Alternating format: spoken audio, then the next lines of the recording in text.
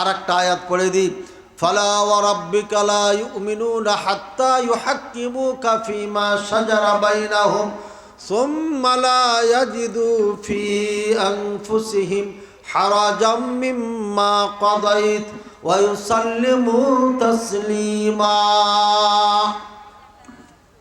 আল্লাহ বলছেন ফালা ওয়া রাব্বিকা লা ইউমিনুন, হে মুহাম্মদ সাল্লাল্লাহু আলাইহি ওয়াসাল্লাম আপনি আরেকটা ভাষণ দেন। আর কি কোরআনের আয়াত বলছে এটা,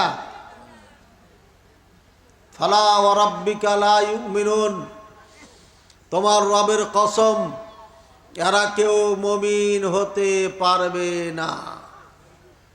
হাত্তা ইউহাক্কিমুকা ফীমা শাজারা বাইনাহুম, যতক্ষণ পর্যন্ত তোমাকে এরা বিচারক হিসাবে মেনে না নেবে, যতক্ষণ পর্যন্ত তোমাকে এরা জজ হিসাবে মেনে না নেবে, যতক্ষণ পর্যন্ত তোমার ফয়সালা এরা না মানবে, ততক্ষণ পর্যন্ত এরা মুমিন হতে পারবে না। হয়েছে হয়েছে হয়েছে যতক্ষণ পর্যন্ত এরা তোমাকে বিচারক হিসাবে না মানবে, ফয়সালা কারক হিসাবে না মানবে, ততক্ষণ পর্যন্ত এরা মুমিন হতে পারবে না। তাহলে বিচারক ফয়সালাকারী কে? আল্লাহর পরে কে? রাসূলুল্লাহ সাল্লাল্লাহু আলাইহি ওয়াসাল্লাম। যে কোনো বিষয়ে ফয়সালা দাতাকে আল্লাহ রাসূল সাল্লাল্লাহু আলাইহি ওয়াসাল্লাম। এরা মুমিন হতে পারবে না যতক্ষণ পর্যন্ত তোমাকে বিচারক হিসাবে মেনে না নিবে। কোন বিষয়ে? ফীমা শাজারা বাইনাহুম, ওদের মাঝে যে বিষয় নিয়ে গন্ডগোল ঝগড়া হয়েছে। কি নিয়ে গন্ডগোল আছে?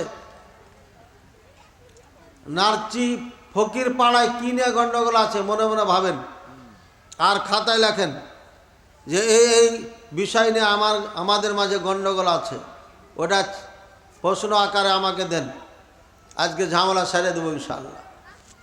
একটা ঝামেলা থাকবে না, কোনো গন্ডগোলও হবে না।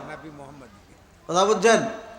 হানাফি মোহাম্মদী কোনো গন্ডগোলও হবে না, একদম ফিনিশ করে দেবো গন্ডগোল ইনশাআল্লাহ। লেখেন লেখেন রাখেন। এরপরে আমরা ওপেন প্রশ্ন করার সুযোগ দিয়ে দিই, একদম ওপেন, ইচ্ছা মতো প্রশ্ন করবেন, কখনো রাগও করব না, জি ভরে প্রশ্ন করবেন, একদম রাগ নেই।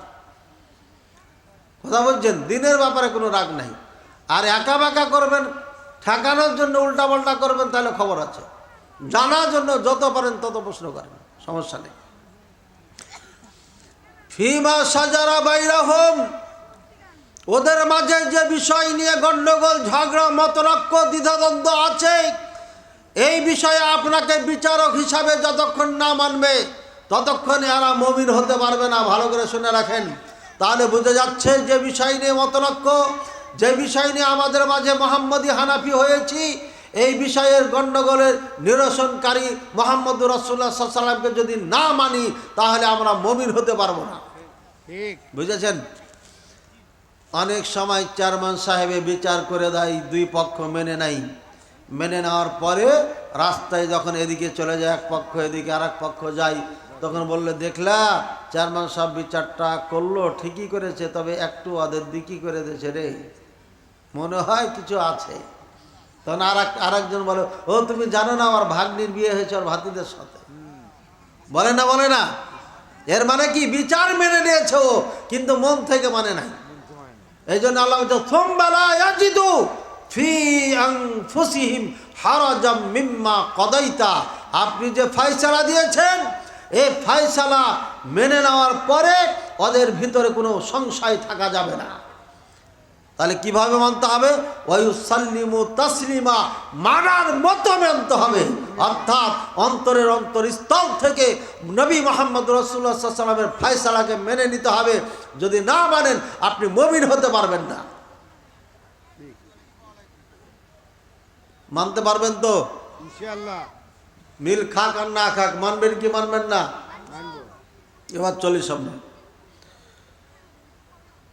লা তাযালু তাইফাতুম মিন উম্মতি যাহিরিনা আলাল হক লা ইয়াদুররুহুম মান খাযালাহুম হাত্তা ইয়াতিয়া আমরুল্লাহ ওয়া হুম কাযালিক। রাওয়াহু মুসলিম। সহিহ মুসলিমের হাদিস। সহিহ মুসলিম মানে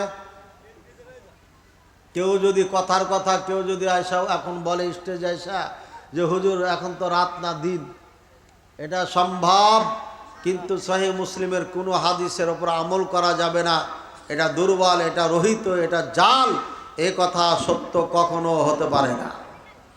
সহিহ মুসলিম মানে কোরআনের পরে তৃতীয় নাম্বারের বইয়ের নাম হচ্ছে, হাদিসের বইয়ের নাম হচ্ছে সহিহ মুসলিম। এর ফার্স্টগুলো যত হাদিস আছে সবগুলোই আমল করতে হবে, একটিও হাদিস ছেড়ে দেওয়া যাবে না। এই জন্য সহিহ মুসলিম এর বক্তব্য দিলাম। আল্লাহ রাসূল সাল্লাল্লাহু আলাইহি ওয়াসাল্লাম বলছেন, লা তাজালু তাইফাতুম মিন উম্মতি যাহিরিন আলাল হক, আমার উম্মতের একটা দল এরা হকের ওপরে অটুট থাকবে। লা ইয়াদুররুহুম মান খাযালাহুম, এদেরকে যারা লাঞ্ছিত করতে চাবে, পদদলিত করতে চাবে, বেইজ্জতি করতে চাবে, লা ইয়াদুররুহুম, এরা তাদের ক্ষতি করতে পারবে না। হাত্তা ইয়াতি আমরুল্লাহ, যতদিন পর্যন্ত আল্লাহর আমর না আসবে। আমর কি জিনিস? আল্লাহ রাসূল সাল্লাল্লাহু আলাইহি ওয়াসাল্লাম বলছেন, সাতাখরুজু আর রিহুল বারিদা, আল্লাহ রাসূল সাল্লাল্লাহু আলাইহি ওয়াসাল্লাম বলেন অতি শীঘ্রই কিয়ামতের আগে আগে এই দুনিয়া শেষ হওয়ার আগ মুহূর্তে একটা ঠান্ডা হাওয়া বের হবে। আর এই ঠান্ডা হাওয়াটা এত দূর নিয়ে বিচরণ করবে, যত দূরে মানুষ বসবাস করে প্রত্যেকটি অঞ্চলে হাওয়াটা যাবে। যেখান দিয়ে হাওয়াটা যাবে সেই এলাকার মুমিন মুসলমান যারা থাকবে সবাই মরে যাবে, একজনও মুসলমান থাকবে না। অর্থাৎ যতদিন পর্যন্ত এই জমিনে মুমিন মুসলমান থাকবে